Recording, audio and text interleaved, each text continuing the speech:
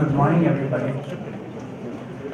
Initially, I thought I'll follow the protocol and address everybody by name on the dais, but fearing that I may make some mistake, some gap or something, I thought I'll address all the dignitaries on the stage, all the invitees, all the students, dear alumni and alumni, ladies and gentlemen.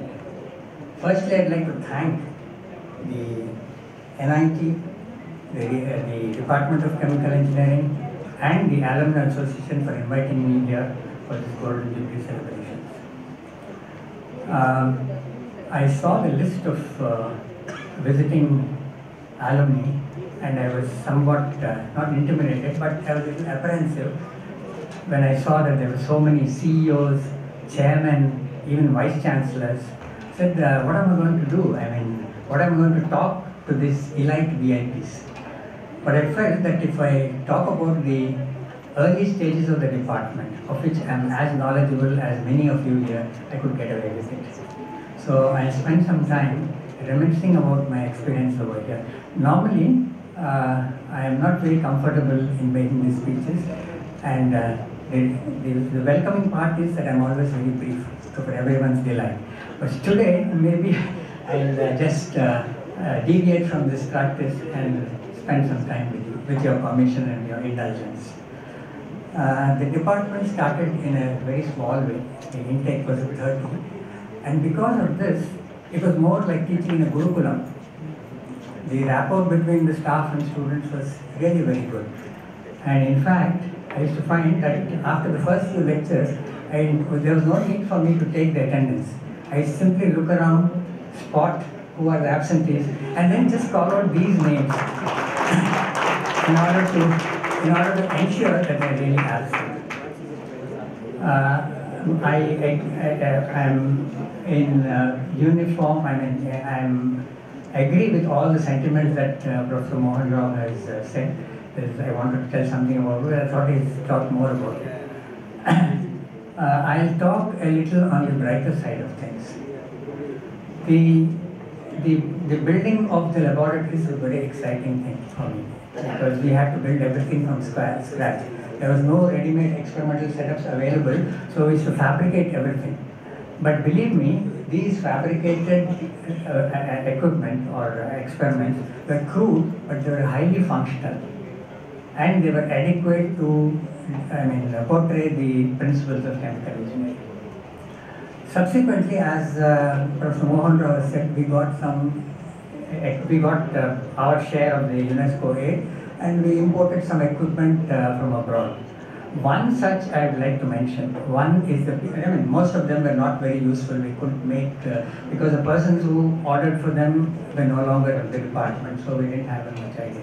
But one such equipment that came, I would like to mention, is the PDP-8L computer. This we imported from Digital Equipment Corporation, USA. In this era of gigabytes and terabytes, can you imagine what the memory of that computer was? It was 4K. And the size of this was as big as a suitcase. It had to be booted manually using toggle switches, 0, 1, 0 for down and 1 for up, and a binary code. The input-output devices were teleprinters, 2 teleprinters. I think most of you don't even know what a teleprinter was, an 8-bit teleprinter. It's communication between equipment, type communications. So the operation was a 2-stage process. Firstly, the compiler and the source code had to be fed in. Then this produced the object program. Then the object program along with the operating system had to be fed in next. Then we used to get a big list of errors. So after correcting for all these errors, we finally got the results.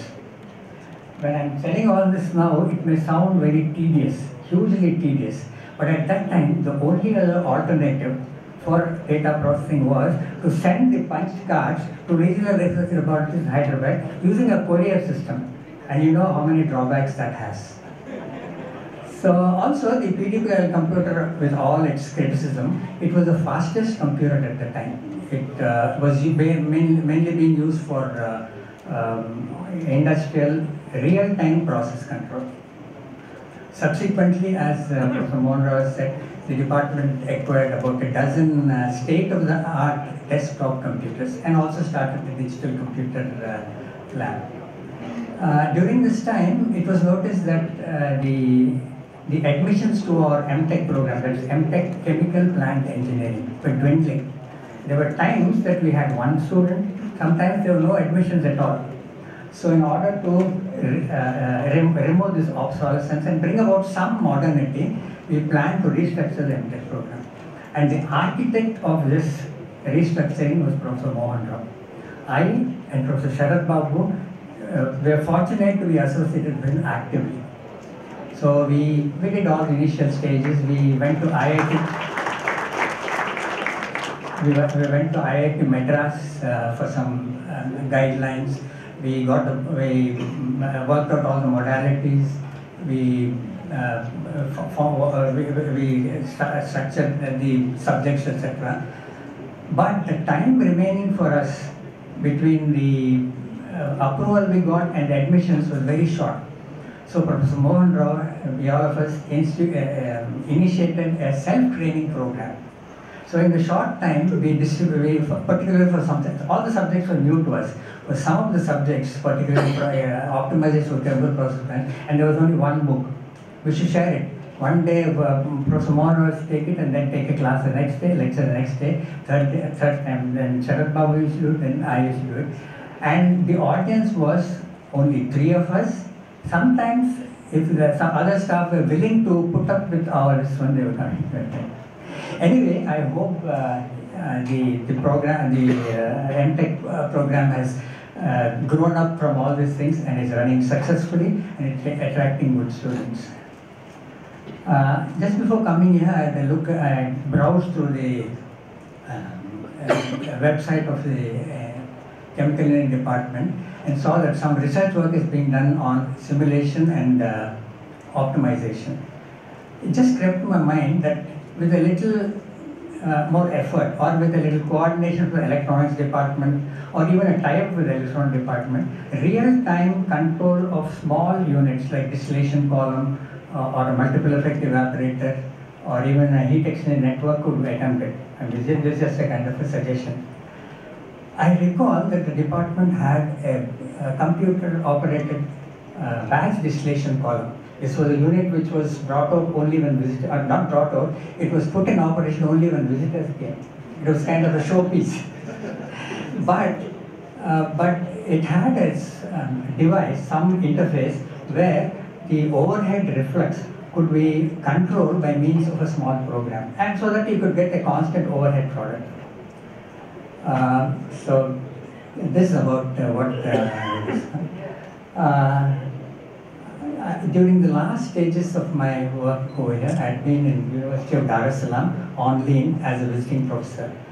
I had observed some things over there which I thought I could pass on as a feedback to the department.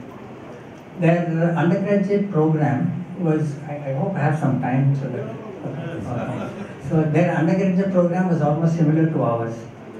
But what really impressed me was their emphasis placed on their final year project.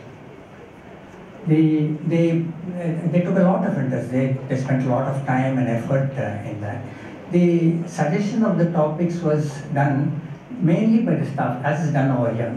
Unless some student came up with a really worthwhile topic of his own. So most of the topics were suggested by the staff. Each staff member had to suggest at least about 4 or 5 topics. He had to give a small write-up, the scope of the topic, and what is expected from the student. This we used to all meet, have a faculty meeting, discuss it quite thoroughly, and if there was any finance, like if there was an experimental work or if there was survey involved, the funds required. And most of the topics have to be related with the resource utilization of the country, if possible, as far as possible.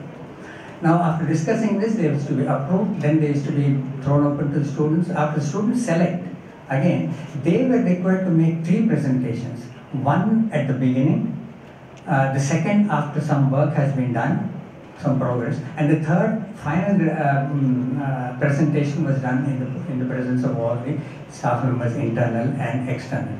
This way, we found that the students could go midway corrections if there's an improvement, make an improvements or good suggestions, and then really bring out a fairly good project. It was my observation that this process of continuous monitoring,